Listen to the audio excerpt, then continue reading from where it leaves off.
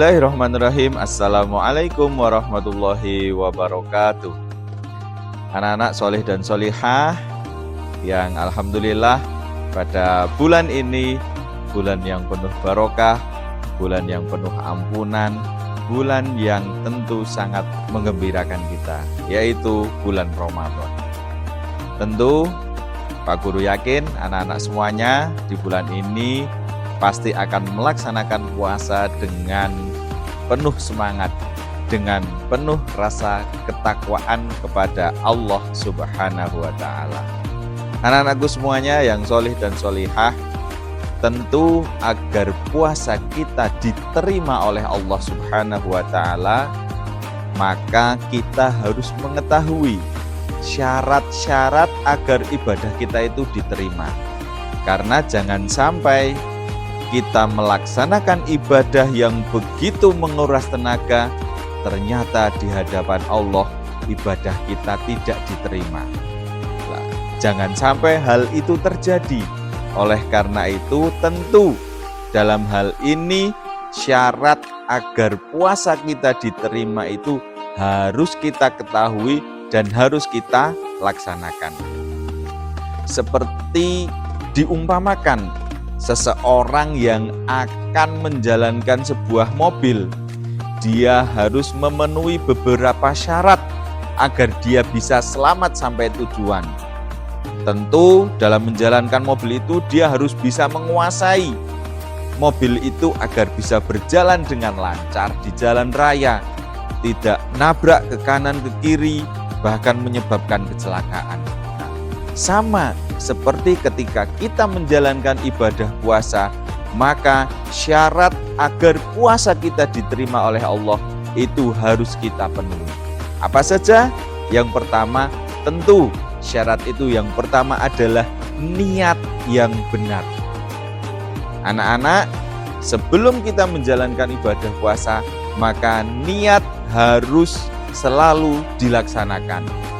Niat boleh diucapkan, tetapi ketika tidak hafal, boleh niat dalam hati saja, bahwa dalam hati kita sudah terbersit, saya besok akan berpuasa. Ini insya Allah sudah menjadi salah satu syarat agar puasa kita diterima. Yang pertama, niat harus benar. Niat berpuasa hanya mengharapkan ridho dari Allah Subhanahu wa Ta'ala. La'allakum tattaqun, agar kita menjadi orang-orang yang bertakwa.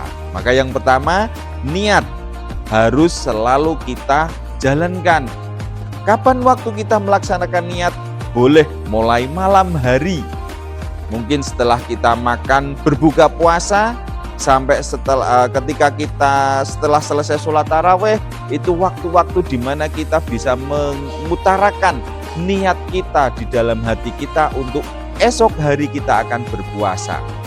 Sehingga ketika kita sudah melaksanakan niat itu, sudah memenuhi satu syarat agar puasa kita diterima. Yang kedua, mengetahui waktunya.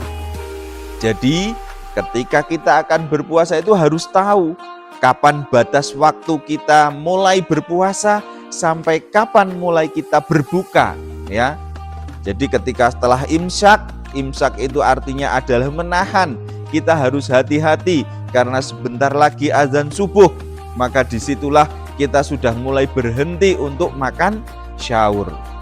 Kemudian ketika kita mendengar azan maghrib, maka kita harus bersegera. Jangan menunda-nunda. Walaupun kita waktu maghrib itu masih kuat, masih belum lapar, saya sampai isya, itu tidak boleh.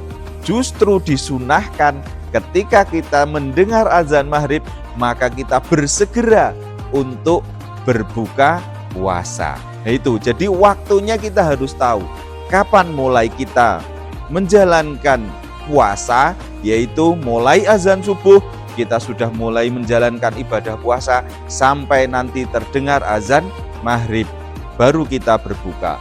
Kemudian yang ketiga adalah syarat untuk diterima puasa kita adalah kita harus bisa menahan diri dari apa saja yang membatalkan puasa. Nah, anak-anak tentu sudah hafal ya. Apa saja yang membatalkan puasa? 1, makan dan minum di siang hari. Untuk orang tua, yang orang dewasa berhubungan badan di siang hari itu membatalkan puasa ya. Makan dan minum dengan sengaja itu tentu akan sangat membatalkan. Nah, hal-hal yang membatalkan puasa dan juga hal-hal yang dapat mengurangi pahala puasa. Contohnya marah-marah di siang hari ya. Ini akan mengurangi pahala puasa kita. Nah, sehingga hal itu harus kita belajar menahan hal tersebut. Jangan sampai kita marah-marah ya. Jangan sampai kita berbohong, berkata-kata yang tidak baik lah. Harus kita tahan dari pagi sampai kita berbuka nanti. Bahkan sebisa mungkin, karena puasa ini adalah berlatih agar menahan hawa nafsu kita berlatih di bulan Ramadan ini untuk tidak berbohong, untuk selalu berkata jujur, untuk selalu bisa menghormati, menahan amarah. Ini bahkan nanti setelah bulan Ramadan, sifat-sifat baik ini kalau bisa terus dipertahankan, sehingga ada bekas ketika setelah kita menjalankan ibadah Ramadan ini betul-betul menjadi orang yang lebih baik lagi, anak yang lebih solih lagi, anak yang lebih cinta kepada orang tua lagi, anak yang menghormati bapak ibu gurunya lagi. Dan ini sebisa mungkin dengan beribadah Ramadan ini menjadikan kita orang-orang yang beruntung di hadapan Allah. Nah, anak-anakku semuanya, anak-anak solih dan solihah, 3 syarat agar puasa kita diterima oleh Allah itu tadi, jangan sampai anak-anak semuanya tinggalkan. Yang pertama, niat yang benar. Yang kedua, mengetahui kapan waktu berbuka, kapan waktu harus mulai berpuasa. Dan yang ketiga, menahan diri dari hal-hal yang membatalkan puasa.